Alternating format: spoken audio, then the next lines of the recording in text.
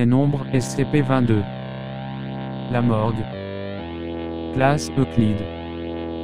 Procédure de confinement spécial. Une porte blindée a été installée suite à l'incident 22 à 827 pour sceller SCP-22. Elle doit rester verrouillée en permanence, sauf en cas d'apparition de SCP-22-1. La porte d'origine de SCP-22 a été détruite au cours de l'incident 22 à 827. Toutes les tentatives de remplacement de celle-ci se sont soldées par un échec. Des caméras de sécurité ont été installées pour surveiller l'apparition d'instances de SCP-22-1. Dans le cas où une instance de SCP-22-1 apparaît, les systèmes automatiques doivent l'incinérer au moment où il quitte SCP-22 si la porte blindée est déverrouillée et si les systèmes automatisés ne parviennent pas à neutraliser SCP-22-1, les équipes d'intervention sont autorisées à entrer et à neutraliser l'instance de SCP-22-1. En aucun cas, une personne vivante ne doit entrer dans SCP-22 sauf ordre d'un membre du personnel de niveau 4 pour expérience. Les membres du personnel de niveau 4 peuvent également ordonner la capture d'une instance de SCP-22-1. Toutefois, cette dernière ne doit pas être sortie des installations de confinement de SCP-22. Description: SCP-22 est une morgue dans le sous-sol de l'hôpital supprimé en Grande-Bretagne. Jusqu'à 198, aucune anomalie ne fut signalée dans la morgue. Les rapports d'activité anormale ont commencé en novembre 198, la zone fut rapidement mise en quarantaine par la Fondation, avec comme couverture officielle que l'ensemble du bâtiment avait été abandonné. La raison de la manifestation soudaine de ses propriétés est toujours l'objet d'une enquête. Périodiquement, un tiroir au hasard au sein de la morgue s'ouvrira pour révéler un cadavre couvert sous un drap. Après environ 6 minutes, le cadavre s'animera et tentera de quitter la morgue. Ce cadavre est désigné SCP-22-1. Dans certains cas, le cadavre sera trop endommagé ou décomposé pour réussir à sortir de SCP-22 ou même à se lever de la table sur laquelle il se trouve. Si une instance de SCP-22-1 expire sur la table rentrera dans le tiroir qui se fermera. Les rapports indiquent qu'une odeur de tissu brûlé apparaît immédiatement après cet événement. La source d'énergie qui anime les instances SCP-22-1 est actuellement inconnue. Les instances ne respirent pas, ne mangent pas, ne dorment pas et leurs corps ne produisent aucune chaleur. L'analyse de SCP-22-1 suivant leur décès n'a pas mis en évidence d'organes anormaux ou de produits chimiques, ils semblent être des cadavres tout à fait. Les instances possèdent également une force physique supérieure à celle des humains normaux. Bien que les tests directs se soient avérés problématiques, les chercheurs estiment que leur force s'élève à 500 newtons, plus qu'un corps humain de même condition physique. Une analyse est en cours pour déterminer si cet effet est lié à la source d'alimentation encore inconnue, ou s'il s'agit d'un phénomène tout à fait distinct. Lorsque des parties du corps sont séparées de SCP-22-1, la partie avec la plus grande masse conserve ses effets, toutes les autres parties deviennent inertes. La destruction de la tête ou du cerveau ne neutralise pas efficacement une instance de SCP-22-1, le bas du torse et les membres inférieurs restant animés. La destruction complète des tissus semble être la seule méthode d'élimination efficace. Sans intervention, les instances de SCP-22-1 décèdent simplement, tout mouvement cesse et ils semblent redevenir de simples cadavres. Suivant le taux de décomposition et les dommages subis par le cadavre, cela peut prendre entre 2 jours et 3 semaines.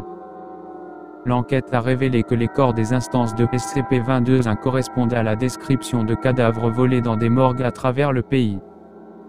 Le mécanisme de ce transfert est actuellement à l'étude. Faire rentrer de la matière dans SCP-22 s'avère impossible. Tout objet amené dans SCP-22 disparaît peu de temps après avoir passé la porte, sans laisser de traces. Cela inclut les objets inanimés et des spécimens biologiques vivants. Voir Addenda 022 à 001 et 022 à 002. Tant qu'une instance de SCP-22 possède une bouche, une langue et une trachée fonctionnelle, il est capable de communiquer pleinement avec les chercheurs. Voir Interview 22 à 751 pour plus de détails.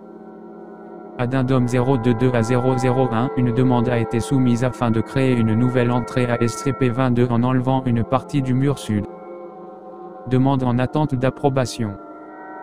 Addendum 022 à 002, de nombreux objets ont été découverts sur le sol de la salle juste au-dessus de SCP-22. Il semblait y avoir tous les objets qui avaient été envoyés dans SCP-22, à l'exception des êtres humains. Tous les objets étaient cassés et délabrés. Les composants métalliques ont été couverts de rouille et les parties biologiques se trouvaient dans divers stades de décomposition. Les tests ont révélé que le délai entre l'insertion d'un objet dans SCP-22 et sa réapparition au niveau supérieur est précisément de 183 secondes. Les êtres humains qui entrent, cependant, ne figurent pas dans ladite salle. Au lieu de cela, les humains semblent s'intégrer à la morgue et peuvent s'animer plus tard en tant qu'instance de SCP-22. Interview 22 à 751. Notation, +5 + X. Chacun des entretiens suivants commence de la même manière. L'instance de SCP-22 est hystérique jusqu'à ce que le personnel de la Fondation soit en mesure de la calmer. Ces parties ont été omises. Date, mars 198. Interviewé, SCP-22-2. Intervieweur, Dr. Note, SCP-22-2 fut la deuxième instance de SCP-22 découverte par la Fondation, le premier ayant été détruit à vue par les agents de la Fondation. SCP-22-2 avait le corps d'un homme asiatique d'environ 54 ans. Sa poitrine avait été recousue, preuve d'une autopsie. Début de l'interview. Dr. Veuillez vous identifier. SCP-22-2 Mon nom est John, qu'est-ce qui se passe? Dr. C'est ce que nous essayons de comprendre, John. Comment êtes-vous devenu comme ça? SCP-22-2 Je ne sais pas. Je conduisais ma voiture en rentrant de cela n'a pas d'importance. Je roulais et j'ai eu un accident. Dr. Qu'est-ce qui s'est passé ensuite? SCP-22-2 Rien. Je me suis réveillé ici. S'il vous plaît, ce doit être intelligible. Dr. Donc, vous rappelez avoir eu un accident et de vous être réveillé ici. Avez-vous une idée de comment vous êtes arrivé ici? SCP-22-2 Je n'en sais rien. Ne le savez-vous pas? Ce n'est pas moi. Je ne suis pas moi. Dr. Qu'entendez-vous par je ne suis pas moi? À ce moment, SCP-22-2 devint extrêmement agité et dut être retenu physiquement. Ce qui requit 6 agents en raison de sa force. Finalement, SCP-22-2 redevint calme et l'entretien continua. Dr. Maintenant, expliquez ce que vous vouliez dire s'il vous plaît. SCP-22-2 Ce n'est pas moi. J'ai vu mon reflet dans l'acier. Je ne suis pas un vieux asiatique. Ce n'est pas moi. Fin de l'interview. Après cette dernière déclaration, SCP-22-2 commença à se frapper la tête contre le mur. Une fois revenu à lui, il se mit à crier de façon inintelligible pendant plusieurs heures avant de se taire. Il continua à lutter, même si apparemment incapable de parler, pendant environ 6 jours jusqu'à ce qu'il cesse finalement de bouger. Pendant ce temps, le corps continua à se décomposer à un rythme normal. L'examen du corps suite à cet entretien s'avéra incapable de déterminer la cause de la mort, la plupart des organes internes ayant été préalablement enlevés. La seule blessure qui ne semblait pas être le résultat d'une précédente autopsie était une trachée endommagée. Date, mars 198. Interviewé, SCP-22-5. Intervieweur, Dr. Note, SCP-22-5 fut animé peu de temps après que des 5619 aient été envoyés dans SCP-22. SCP-22-5 avait le corps d'une fille d'environ 12 ans, il manquait son bras droit et une grande partie de son torse. Début de l'interview. Dr. Veuillez vous identifier. SCP-22-5 Qu'est-ce que vous m'avez fait, bande d'enculés? Dr. Identifiez-vous.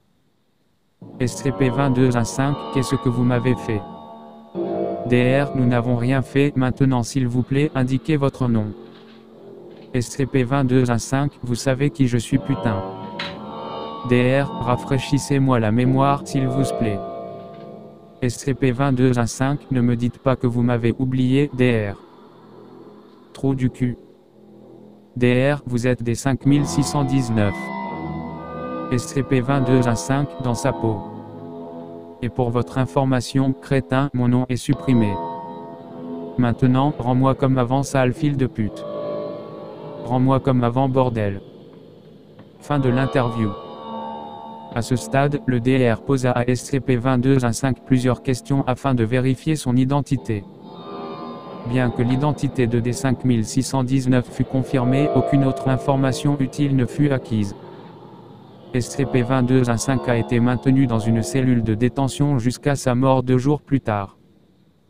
3 semaines après, le corps de D5619 fut animé en tant que SCP-2217. Dans un bref entretien, il prétendit être une femme de 89 ans. Dossier